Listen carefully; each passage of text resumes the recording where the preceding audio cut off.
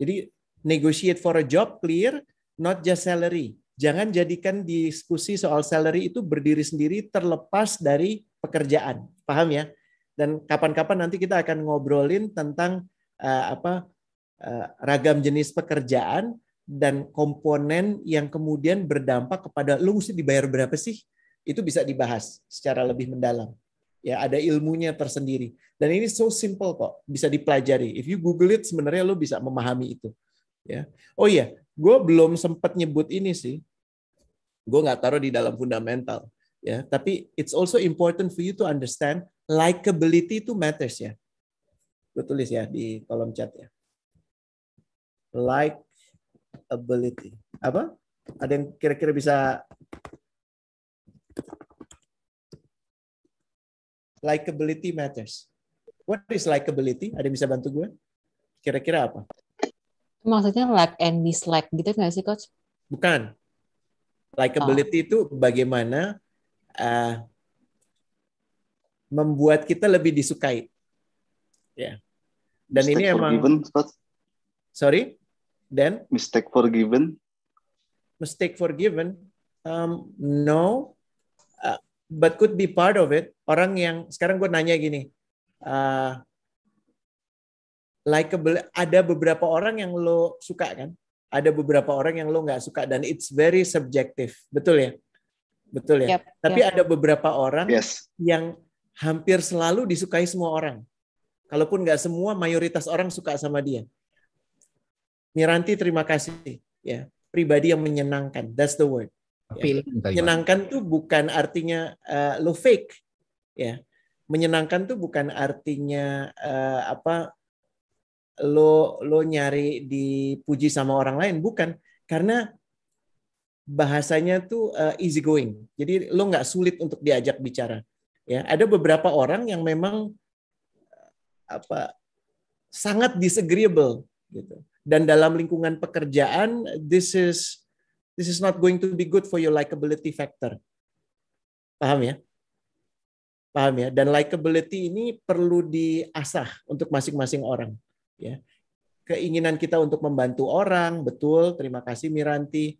Definitely not personal branding, Rini. Ya, saya termasuk orang yang nggak percaya konsep personal branding. Ya, karena I believe in individual authenticity. Kalau personal branding itu is for a brand, dan cilakanya adalah manusia adalah makhluk yang paling tidak konsisten. Sebagaimana brand bisa diupayakan untuk jadi lebih konsisten, manusia tidak bisa seperti itu. So, kita bisa bahas ini kapan bahwa personal branding itu is a useless conversation, but that's from me. Okay? Ya. Semoga membantu. Likability itu penting untuk dimiliki. Oke? Okay? Halo Mas Rene. Mungkin mau sharing sedikit aja Mas Rene kalau boleh. Boleh dong. Ya mungkin terkait sama negotiate for a job, not for salary. Jadi salah satu concernnya untuk masalah underpaid itu kan somehow di satu organisasi internal promotion itu salary-nya below salary band compared to pro hire. Dan itu fenomena yang lagi dibenahi sebetulnya di current organization lah. Waktu itu ada sempat pengalaman juga ketika kita sadar bahwa kita underpaid, yang waktu itu dilakukan sebenarnya itu sangat tergantung sama leadership di perusahaan itu sih. Jadi ketika ada suatu ngerasa dibayarnya kok kayaknya udah ngerjain kerjaan manajer gue gitu kan, tapi manajernya vacant dan they are trying to hire people from external every year dan it didn't work, sampai akhirnya titik di mana apa yang nggak bisa gue lakuin untuk that kompetensi gitu, as a manager kalau opportunity-nya ada.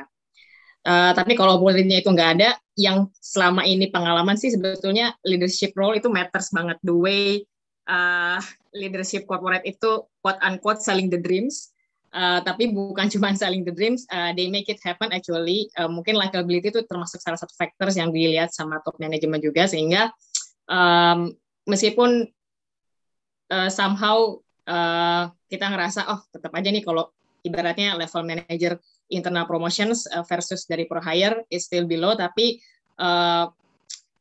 ketika leadership management itu bisa ngasih apresiasi yang lebih untuk orang-orang yang memang loyal dan punya humility atau mungkin value-nya match with the organization, ya negotiate for a job itu always work.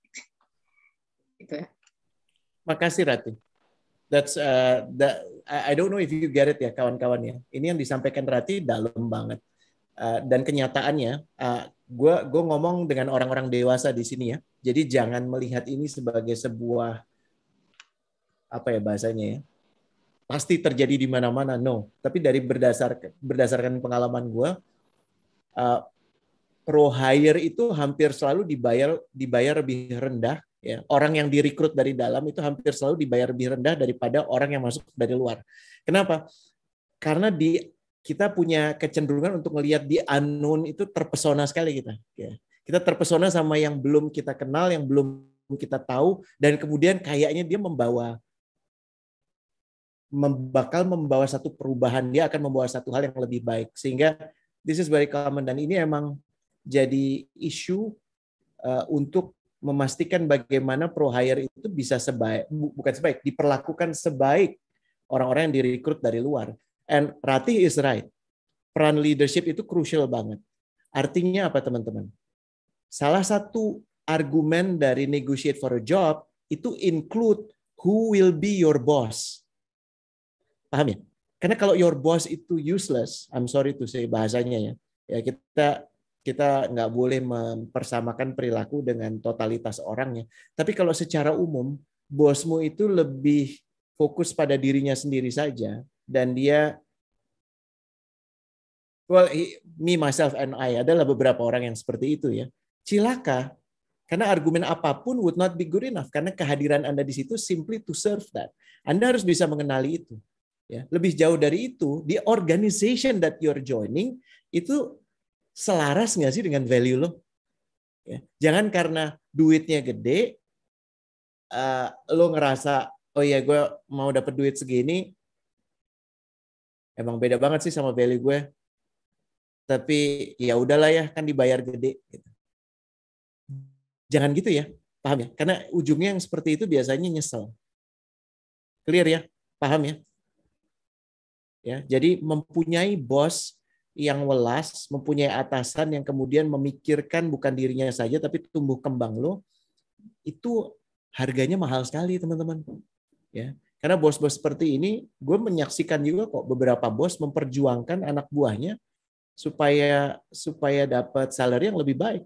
Ya, dan kalau dalam kondisi seperti itu orang-orang istimewa sekali. You're so lucky to have bosses like that. So I think it's critical untuk kita pahami bahwa negotiate for a job, including nanti lo akan report ke siapa, lo mesti punya gambaran itu. Lebih lengkap, lebih baik. Makasih Ratih. Anything else? Anybody else? Makasih juga buat Vini. Vini bilang likability itu adalah to be likable means making the other person feel at ease. Yes. Ya. Kalau orang untuk ngomong problem ke lo udah susah. Kenapa? Karena ngebayang lo aja udah ngeri gitu. Likability factor lo rendah. Yeah. And that's not good. Yeah, and showing that you care about their needs and wants. Exactly. Yeah, this is critical. Thank you so much, Vini, for pointing that out. Yeah. 3 elemen di sini. Yeah. Making other feel at ease, termasuk menyampaikan hal yang pelik sekalipun. Ya, dan bahwa lo peduli tentang kebutuhan dan keinginan orang-orang yang ada di sekitar lo, empati. Jadi. Kan saya ceritanya baru lulus 1 tahun ya, Coach ya. Hey, congratulations. Oke, thank you. Nah, terus saya tuh apply kerja gitu lah, Coach. Pokoknya di tempat-tempat gitu kan. Terus ternyata keterimanya di salah satu company, dia udah jadi company sih, udah bukan startup lagi gitu. Nah, masalahnya tuh ketika aku lihat teman-temanku tuh kerja di tempat lain, mereka kayak gajinya tuh 5 juta, 7 juta, bahkan kalau misalnya dapat lembur gitu kan. Nah, meanwhile di company-ku tuh aku role-nya tuh jadi sales gitu loh, Coach. Dan sebelnya tuh kayak kenapa kantor salesnya tuh ditaruh di Jogja, Coach. Jadi kita basic salary-nya tuh ya UMR Jogja gitu. Cuman alhamdulillahnya tuh fair-nya tuh mereka kalau misalnya kita dapat revenue-nya tinggi, insentifnya juga bagus gitu. Dapat emas, dapat motor. Cuman kan kita ada low season dan high season-nya. Nah, terus ini tuh udah mulai masuk low season, akhirnya aku benar-benar apply freelance, nulis, macam-macam gitu loh, Coach, biar bisa dapat tambahan income. Is this a question, curhat atau apa expression atau Itu apa? curhat coach, maksudnya aku tuh bingung kayak aku mau resign tapi belum dapat tempat kerja yang lain gitu loh coach. Oke. Sebenarnya gini, in a way ya, Putri banyak yang perlu disyukuri ya. Di tengah kondisi seperti sekarang, you still have an opportunity untuk bisa mendapatkan bonus. Ya kalau UMR nggak usah diomongin lah ya. Tapi dalam kondisi seperti ini masih ada organisasi yang asal fair ya hitungannya. Ya saya dapat apa, saya memberikan apa. Istilahnya tuh you eat what you kill.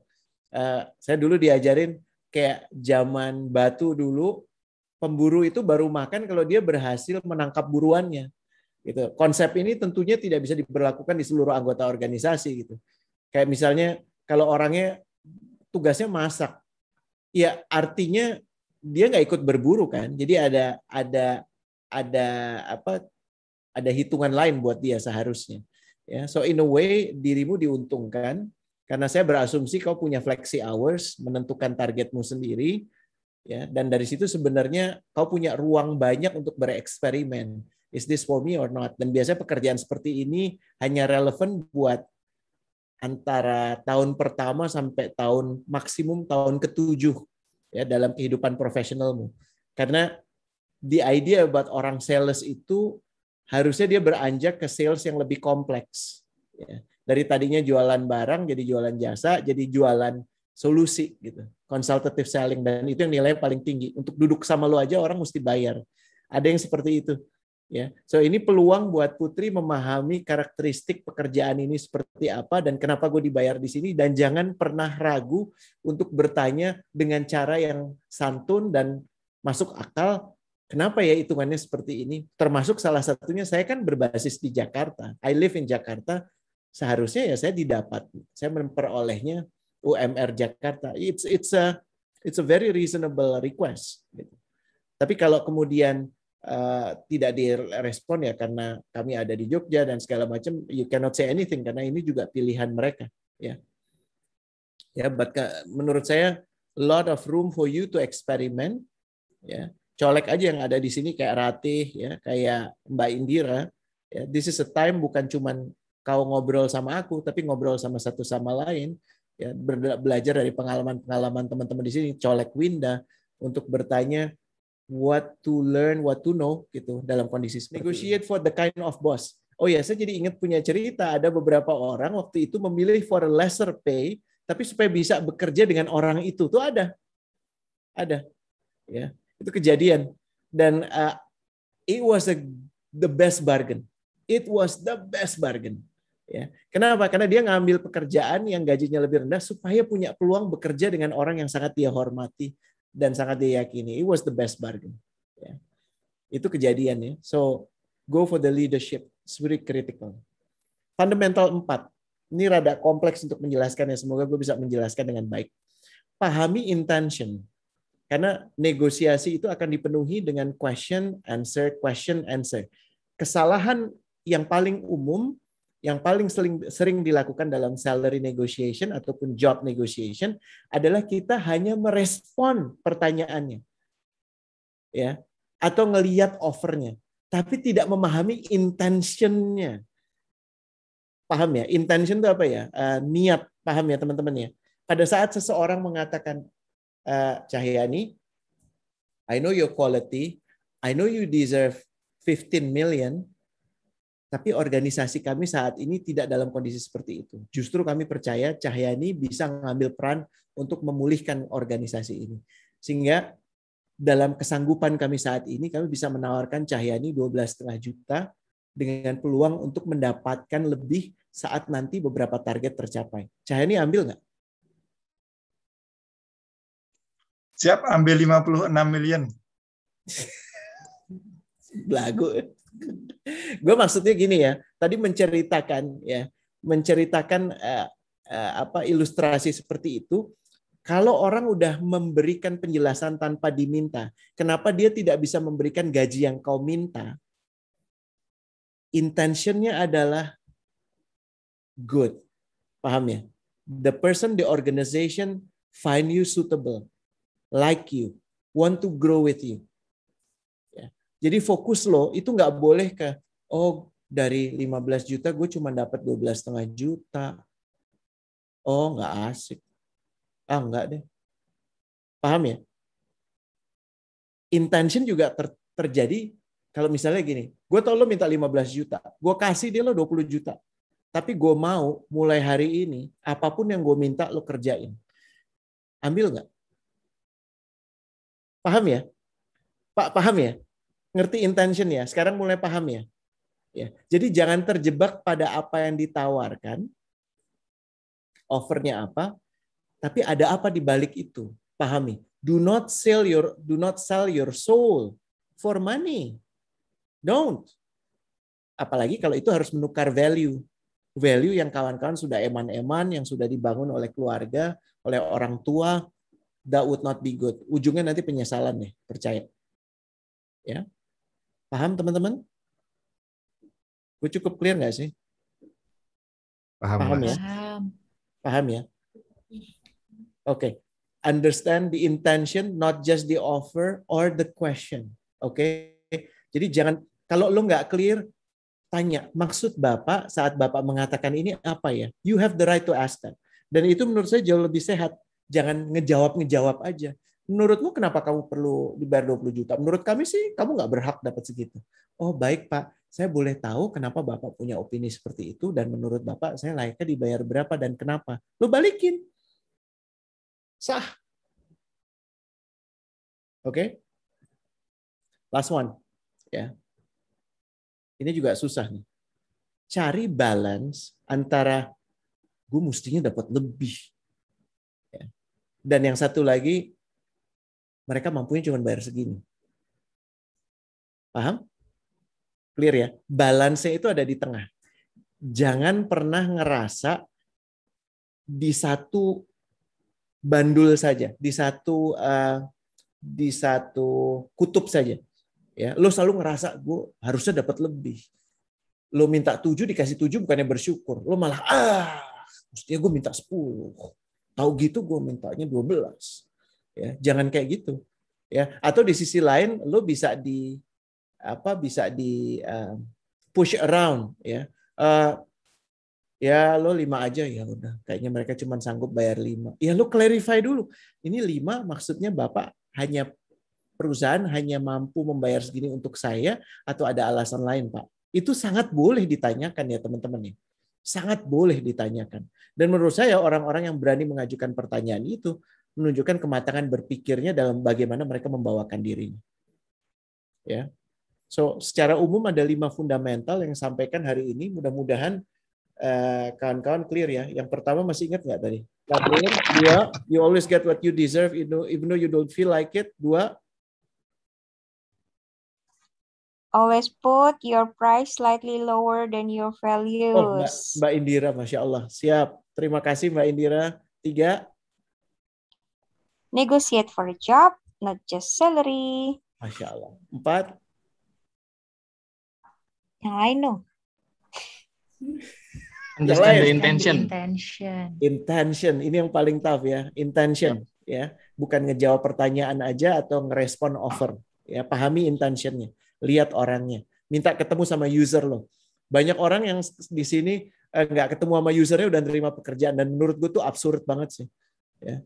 Lo udah terima kerjaan ya habis dibayar gede ya udahlah mau disuruh apa ketemu di kerja sama siapa aja juga boleh. Jangan ya. Please don't be like that. Okay? Know your user. 5 apa? Find the balance Between I deserve more and this is what they can pay. Thank you so Dengan adanya fundamental yang nomor 4 itu jadi membuat intention ya?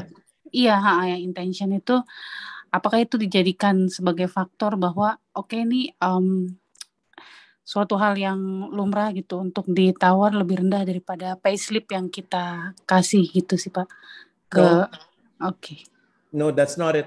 Bukan itu ya. Intention itu artinya melihat apakah dalam negosiasi ini, dalam dialog ini kita duduk dalam kesetaraan dan kesepahaman. Kesetaraan dan kesepahaman penting. Jangan pernah berpikir bahwa lo butuh pekerjaan ini. That's it, titik. Bukan. Lo butuh pekerjaan ini betul, tapi organisasi juga butuh lo. feeling itu juga perlu diadakan. Kalau enggak, lo cuma akan berdiri dari posisi yang penting gue dapet deh, nggak apa-apa. Dan itu nggak bagus. Ya. Energinya, dinamikanya kerasa banget. Gitu. Saya nggak mengatakan lo harus minta serendah-rendahnya. I'm not saying that. I'm saying whatever value that you think you deserve, angka berapapun yang menurut lo perlu dibayar, letakkan lebih rendah. Dan pahami pada saat negosiasi, intention dia gimana.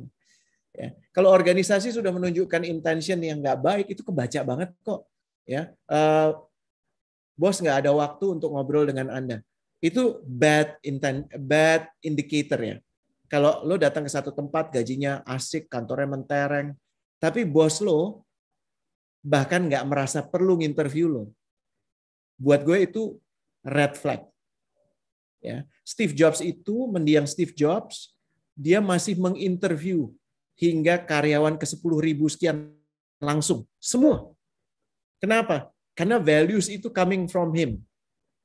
Ya. Kalau tidak ada ruang untuk itu, mereka nggak lazim, lu yang minta. Kenapa? It's important for me to have a conversation with the person who will be my boss. Paham ya? Saya butuh ketemu dengan user saya. Itu berhak kawan-kawan minta. Semoga paham, Vini? Yes, paham. Terima kasih, Dan juga Coach. mungkin teman-teman yang bekerja di BUMN kan mereka sudah salarinya sudah rigid. Nah, terkadang nanti atasan kita bertanya, kamu bekerja sebaik mungkin saja, nggak usah mikirkan dari mana tambahan, nggak usah mikirkan nyari yang lain, yang penting give your best. Nah, ternyata terkadang di akhir tahun atau di suatu kesempatan kita diberikan bonus yang tak terduga, atau mungkin kita diberikan penugasan ke mungkin ke luar negeri atau tugas belajar atau yang semacamnya. Nah, yang kita lakukan sebagai pekerja dalam perusahaan yang memiliki skala rigid, apakah kita nanti hanya pasrah saja atau kita nanti sampai di mana batas kesabaran kita untuk ngintip apakah bisa ke tempat tetangga yang lebih skalanya lebih tinggi, Coach. Masya Allah. Terima Saya kasih. ini pertanyaannya bagus banget. Gini, kalau yang rigid itu perusahaannya namanya Astra, udah percaya aja. Ya, kenapa? Karena mereka udah mempunyai satu parameter yang clear dan sudah diuji. Kalau kemudian lo masih ngerasa kurang aja, lo aja yang susah bersyukur, gitu ya. Atau lo ngerasa udah lebih hebat, kemudian lo milih pindah ke Gojek, gitu ya, atau GoTo atau kemana. Ya, kalau perusahaannya itu namanya PT Timbul Tenggelam Abadi Selamanya, TBK, ya. Menurut gue, pada saat mereka bilang, oh kami punya sistem penggajian yang rigid, ketawain aja gitu kan. Rigid itu cuma kata lain, mereka nggak mau dinego, gitu. Dan mereka nggak punya jawaban yang lebih cerdas daripada itu, gitu. Khusus buat BUMN, maaf Mbak Indira, Pak Hardi, menurut gue super negotiable. Ya. Gue ngelihat BUMN tuh nego banget, gitu. Dan untuk posisi-posisi tertentu, bahkan pro hire orang-orang yang dipekerjakan dari luar itu tiba-tiba bisa dapat gajinya widih gitu ya, dan kemudian apapun dimungkinkan agar orang itu bisa masuk. Tuh kan Hardi ketawa-ketawa, dia ngerti gue bener gitu kan.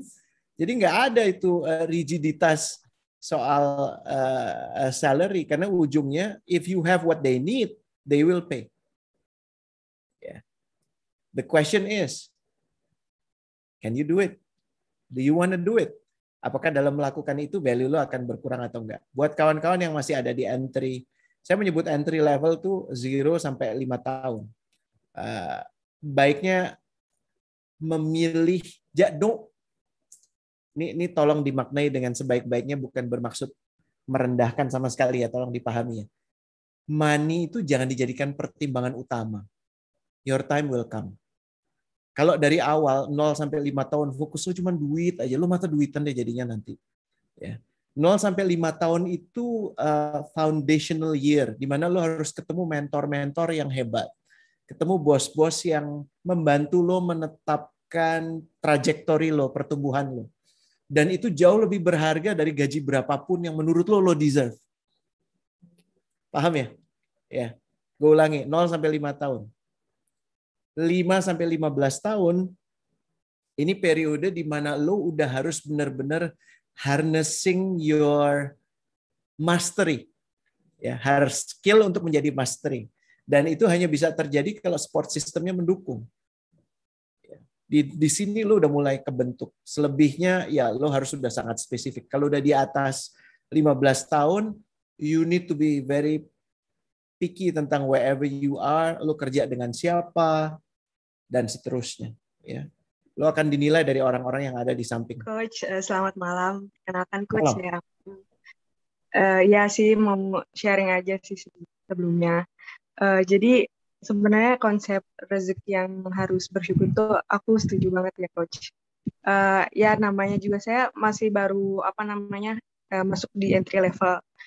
Kemudian memang sempat kemarin ya berpikir kayak gaji ya mungkin nggak seberapa gitu kan daripada teman-teman yang lainnya apa gimana, karena ya aku juga menyadari karena mungkin masih belum banyak pengalaman dan namanya masih entry level ya, menyadari belum merasa mampu gitu. Tapi di satu sisi karena entah aku ya, jadi aku muter otak gimana caranya untuk mencari tambahan untuk income gitu.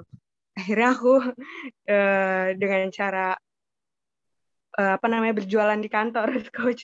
Jadi sebenarnya setiap hari aku bawa jualan setiap hari di kantong kresek, kayak jualan-jualan kecil makaroni dan lain sebagainya. Terus kemudian ya alhamdulillah rezeki tuh kayak ada aja gitu Coach. Tiap hari misalkan ada yang beli kayak karena lapar atau dan lain sebagainya kayak. Jadi aku nggak memandang gaji aku mungkin kecil, tapi aku bisa menarik gaji-gaji yang orang-orang tinggi nih di kantor gitu. Ya, jadi ambil sisi positifnya aja sih aku kayak gitu. Ya alhamdulillahnya ya Masya Allah deh. Amel, terima kasih ya. Ini it's a very humble notes dari Amel bahwa kalau lo mau usaha silahkan. Saya yakin Amel punya alasan untuk tetap bertahan di situ. Dan kalau ternyata ada kebutuhan yang lebih dipenuhi dengan cara yang baik, dengan cara yang jujur, yang halal, ya itu proficiat, ya proficiat. Dan sambil melakukan itu, saya berdoa nanti ada dalam organisasi Amel yang kemudian ngelihat bahwa kalau saya jadi bosnya Amel, saya akan bilang gini, Mel, you show me bahwa lo orang yang bahasanya tuh agile, yang gigih. Kayaknya lo kurang duitnya deh, atau emang lo suka jualan? Gue akan pastikan itu. Kalau jawaban lo adalah ini untuk memenuhi kebutuhan yang saya belum terpenuhi, gue akan kasih lo tanggung jawab lebih untuk kemudian lo bisa dapat duit lebih. Ya, gue doakan lo akan ketemu orang-orang terbaik di dalam perjalanan hidup lo. Karena walaupun itu kegiatanmu itu sangat baik, gue appreciate, tapi jangan sampai mendivert dirimu untuk harnessing your mastery. Paham ya Melnya? Amel ada di 0 sampai 5 atau 5 sampai 15? Aku masih 0 sampai 5 Coach. Jadi baru 2 tahun lah. Ya, it's fine. Kalau yang udah 5 sampai 15 jangan terlalu banyak ekstrakurikulernya. Cari orang yang memang bisa menghargai lo sebagaimana harga lo. Ya. Betul, Coach. Dan sebetulnya kemarin juga kayak aku merasa ada kegalauan di karir gitu, Coach. Kemarin kan kayak pekerjaan aku mungkin memiliki atasan yang suportif, tapi dia tidak, setiap pekerjaan aku tuh mungkin tidak memberikan feedback atau apa gitu ya, Coach. Nah, yang aku butuhkan kan sebetulnya feedback untuk kemajuan aku ke depannya untuk bisa bertumbuh gitu. Nah, kemudian ya wallahu alam sih Coach, kayak alhamdulillah juga aku selama 2 tahun kerja ini setahun aku di posisi A, terus setahun aku di posisi B. Ya walaupun aku pernah berpikir aku jadi nggak punya spesialisasi, tapi nggak taunya mungkin Allah ngasih jalan lainnya kayak di yang tahun ketiga ini aku malah lebih relevan lagi kerja posisi aku malah jadi lebih ke bisnis juga, jadi lebih jualan spare part di perusahaan gitu, mungkin kayak lebih ke sales juga sih, jadi kayak lebih inline juga sama apa yang aku kerjakan gitu. Jadi aku sudah menemukan poinnya dari aku itu akan kemana gitu, Coach. Alhamdulillah sih, Didoakan Coach. dimudahkan dalam periode ini lebih baik Amel punya Iya. orang-orang yang mengelilingi Amel dan orang-orang yang bisa bantu trajektori tahu ya Mel ya, apakah orang akan bertumbuh begini atau bertumbuh begini gitu, paham ya? Kalau yang ini kan mathematical progression ya, jadi deretnya bukan ada deret ukur, ada deret hitung gitu, aku lupa yang mana, tapi yang berkelipatan gitu. Cari orang-orang yang bisa mengantar Amel tuh begini pertumbuhan kepiawaiannya, paham ya? Saya udah 7 tahun kerja, berarti udah ini ya, udah harusnya harnessing the skills ya. Nah, Yes. terkait itu, menurut Coach lebih baik saya lanjut S2 atau sertifikasi aja? Lebih menjual mana ya, Coach? Karena jujur saya dari 7 tahun ini 6 tahun di perusahaan yang sama, dan saya kayak butuh penyegaran. Nyoba-nyoba tempat lain belum ada yang ini. Mungkin karena pekerjaan saya sekarang berbeda dengan jurusan kuliah gitu sih, Coach. Aku jawab, aku manggilnya Sri atau Rizky atau Kesuma? Rizky boleh. Rizky ya. Rizky dan kawan-kawan, dalam waktu dekat akan ada buku, penampakannya kurang lebih seperti ini. Informasinya nanti bisa dilihat di IG CC Book 2022. Boleh ditulis nanti ya Reni ya. Ini saya menuliskan ulang kembali, your job is not your career. Dan persoalan yang tadi Rizky ajukan terkait should I continue my study atau ambil sertifikasi aja, itu juga akan terjawab di beberapa buku lainnya, dan nanti akan ada kelas-kelas yang kami akan munculkan di sini. This is book 1 of 7 ya, dan ada book 2, book 3, book 4 sampai tahun 2022. Jadi kayak komik begitu. So I hope you will see this as an opportunity untuk kita bisa ngobrol bareng gitu. Ya, menjawab pertanyaan Rizky, I need to know more gitu. Informasi kenapa kau ingin ngambil jurusan, kenapa kau ingin ngambil S2? Karena kalau kau berharap S2 itu akan membuat karirmu lebih moncer, 90% tidak. Paham ya? Kecuali memang ada satu hal spesifik yang sangat dibutuhkan oleh organisasi dan hanya dengan ke S2-anmu itu kau bisa melakukannya. Paham ya? Ya. Jadi kalau yang kau cari itu adalah number one, sebelum mencari yang kau cari, orang tersesat itu bukan karena nggak tahu mau kemana, tapi karena nggak tahu dia di mana, dia nggak tahu dia siapa. Mulainya dari situ sih, ya Rizky ya. Pahami ke dirimu, what is it that you want.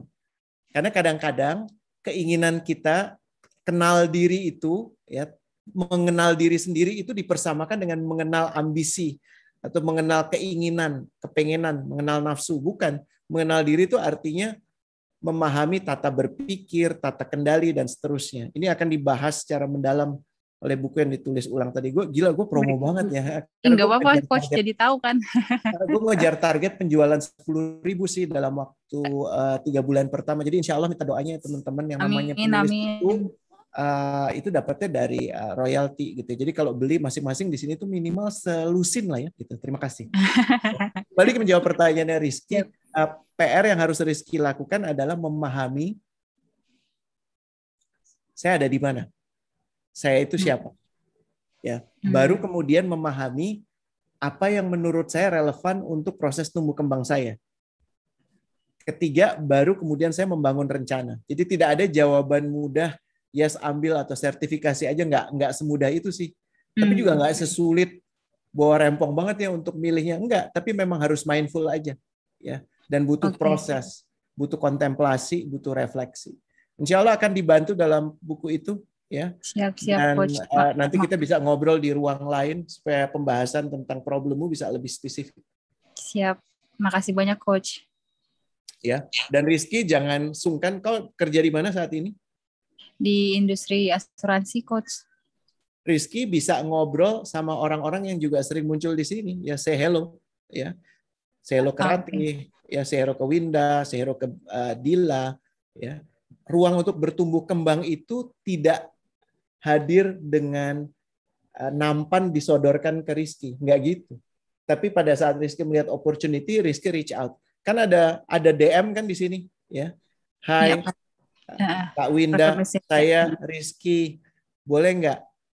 Can I get to know you? Can I have your number? Jangan jualan multi level marketing abis ini atau jangan jualan agency, tapi ngobrol aja. Is there anything I can do with you? Boleh nggak sih aku ngobrol-ngobrol cuma dengar insight gitu ya? Dan saya pikir itu baik untuk diadakan. Ya. Usahakan yang perempuan supaya nggak terjadi fitnah. Ya. Iya, ini langsung aku japri. Makasih ya, Coach. Oke. Kawan-kawan, waktunya sudah berakhir, tapi aku senang banget. Mudah-mudahan kesunyian ketiadaan moderator malam ini tidak berarti mengurangi intensitas obrolan, dan mudah-mudahan yang disampaikan tadi berguna, bermanfaat buat proses tumbuh kembang kawan-kawan. Mohon maaf kalau ada yang tersinggung dalam penyampaian pemaparan saya. Orang-orang beriman itu karena kita saling mengingat satu sama lain dalam kebaikan, dalam kebenaran, dan mendoakan juga. Ya, semoga kawan-kawan yang ikut malam ini bertanya, terlibat, ataupun yang hanya menonton diberikan usia yang panjang, ya, kemudian bisa melakukan hal-hal yang memang dekat dengan hatinya, untuk kemudian disempurnakan proses tumbuh kembang kawan-kawan menjadi orang terbaik sebagaimana sudah dirancang oleh pencipta kita. Ya, dan kemudian kembali kepadanya dalam kondisi yang baik, yang lurus di jannah. Dan itulah yang terbaik. Ini malam yang paling baik untuk mengucap doa itu. Lagi-lagi aku nggak bosen untuk minta dukungan, ya, minta ditonton, ya, supaya mengejar ketertinggalan dengan Mbak Im Wong, gitu. Ya, kami udah monetization 200.000 perak, jadi insya Allah akan menuju ke 300.000. Dan bukunya yang akan keluar insya Allah dalam 2 pekan. Ya, kalau teman-teman tertarik untuk beli pre-order, bisa dilayani nanti dengan follow. Gue sampai lupa apa tadi? @ccbook 2022. Ya. Terima kasih. Wassalamualaikum warahmatullahi wabarakatuh.